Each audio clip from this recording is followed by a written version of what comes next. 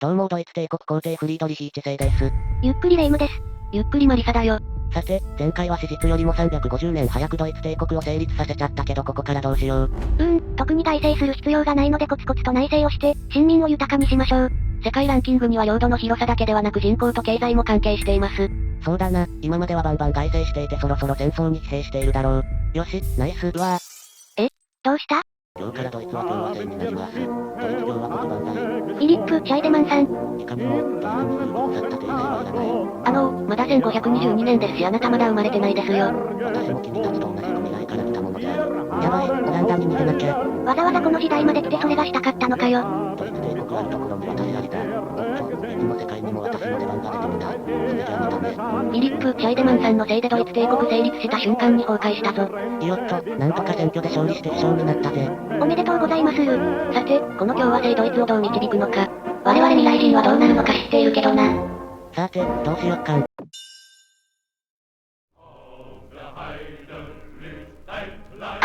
終わった。さて、ドイツ人地域のオーストリアを解放するのか。今からでも全然遅くないです。これ以上行くとまずいです。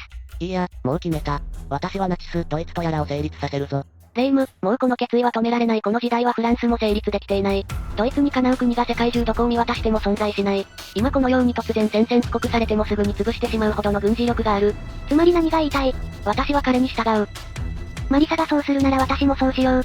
リエージュ司教国は一プロビ国家なのでサクッと併合。あと傀儡化させたルクセンブルクも併合。そして、デンマーク、スウェーデン、フィンランドの国力を吸収したバルト帝国が我が国に宣戦布告してきた。意外にもバルト帝国はほとんど戦争をしなかったため国力がかなり保存されています。国境線の都市に応急処置みたいに徴兵する我が国とは違いますね。しかし、常備軍をバルト帝国のあたりまで持っていくにはかなり時間がかかる。だから国境付近で徴兵するしかないです。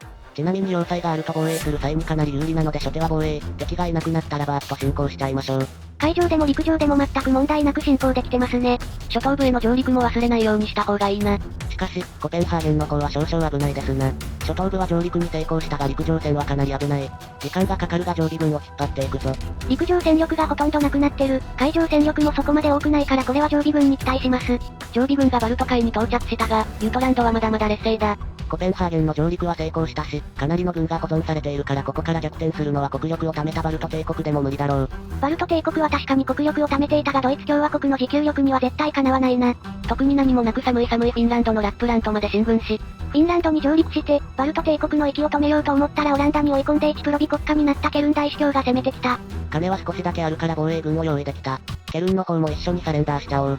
ケルン大司教を潰す間にバルト帝国が全占領された。もちろん全併合したが正直フィンランドもスウェーデンもナチス・ドイツの形成には必要ないから傀儡解放した。どちらかというと巨大なハンガリーを潰した方がいいですな。そうこうしている間にゼーラント州に宣戦布告された。そうならフリースラントも一緒に潰しちゃおう。フリースラントがサレンダーされたのでその港を使ってゼーラント州を侵攻した。上陸できた。2万1000もの軍がゼーラントに上陸したから全く大丈夫だな。ゼーラントとの戦争の後にベネツィア、ホラント、ミラノと交戦状態になった。ミラノ以外は戦争する意味がないのでさっさとこうは。インスブルックさえ奪取しちゃえばミラノの用はない。たまたま国境に軍があったしそれを動かすだけでよかったな。インスブルックを占領したし割譲してもらった。今度はザルツブルクを攻めようとしたが、過去のボヘミア戦争で傀儡解放した。モラビア王国と同盟していたため、一緒に潰しちゃいましょう。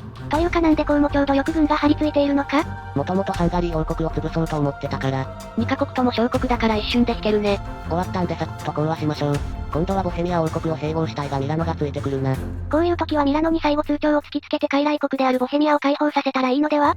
じゃあ、来たるハンガリーとの戦争に備え。お前、なんでトップに立ってるんだ。この国には帝政はいらないと言っただろうが。いや、これはちゃんと選挙で。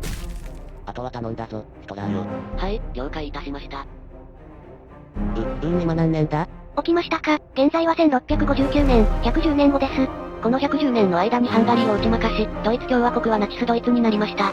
そして現在、東欧に影響力を持っている東ローマ帝国を潰しているところです。そういえば、ヒトラーとかいうやつはどこ行ったんだ？このチャンネルでは私とマリサ、そして冒頭の統治者以外は必ず未来の世界や過去の世界に帰らなければいけないというルールがあります。要は未来に戻ったから安心して統治してくれということです。そうか、で、今東ローマ帝国を進行中なのか。それで、どうだ調子は？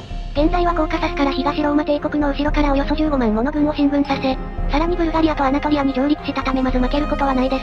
我々ドイツが今欲しい領土はコーカサスとロシアの領土だけなんだが、想像以上に東ローマ帝国がウドの大木だった。ほんとだ、全く敵軍が見当たらない。ちなみにこのナチス、ドイツって何なんだ？ナチス・ドイツとは1933年にヒトラーが党首のナチ党による政権でできた国です。つまり270年以上も早く成立した独裁国家です。史実では500年かかる歴史をたった120年で作り上げてしまったわけだ。それで、今は何を目指してこの東ローマ帝国を潰しているんだ？どうやら史実では実現しなかったヒトラーの理想、東方生存権を築くためらしいです。史実では実現しなかったからこそこの世界では作り上げようと思ったらしいです。なんか面白そう。もう東ローマ帝国も虫の息。少なくとも負けないな。こうはしたって。あれ？海外化したスウェーデンとフィンランドは？この、生存権を作るのに必要だったので併合しました。この生存権に最後に必要な領土は火山、韓国が持っています。そうか、それならやってほしいことはわかるよね。はい、準備はできてますので最初に最後通帳を突きつけましょう。しかし、拒否られたため、宣戦布告しました。もうこのブランデンブルク辺境博時代とは国力も何もかもが違います。どの国が戦争をかけてきても勝てます。私が初期に統治したブランデンブルク辺境博ではもはやなく、ドイツである。さて、こうはした結果、早速宣言しましょう。我々ナチス、ドイツは、生存権へと生まれ変わったことを宣言する。マップカラーがハンガリーとそっくりだ。おめでとうございます、フリードリヒ一世様。これがドイツの慣れの果てか。